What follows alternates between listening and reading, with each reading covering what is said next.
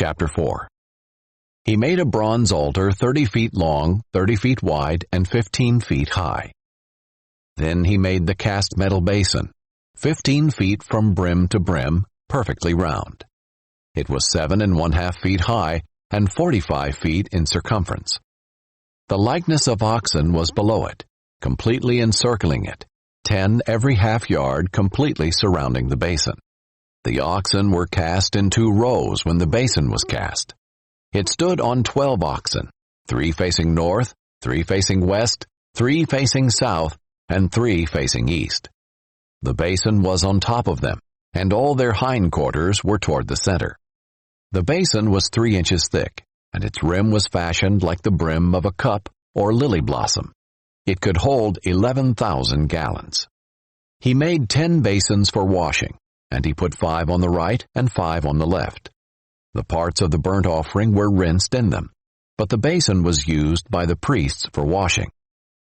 He made the 10 gold lampstands according to their specifications and put them in the sanctuary, 5 on the right and 5 on the left.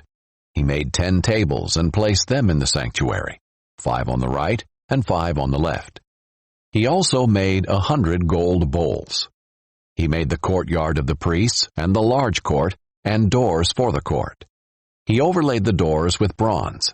He put the basin on the right side toward the southeast. Then Huram made the pots, the shovels, and the bowls. So Huram finished doing the work that he was doing for King Solomon in God's temple. 2 pillars, the bowls and the capitals on top of the 2 pillars, the 2 gratings for covering both bowls of the capitals that were on top of the pillars, the 400 pomegranates for the 2 gratings, 2 rows of pomegranates for each grating covering both capitals' bowls on top of the pillars. He also made the water carts and the basins on the water carts. The 1 basin and the 12 oxen underneath it, the pots, the shovels, the forks, and all their utensils, Huram made them for King Solomon for the Lord's temple. All these were made of polished bronze. The king had them cast in clay molds in the Jordan Valley between Succoth and Zeradah. Solomon made all these utensils in such great abundance that the weight of the bronze was not determined.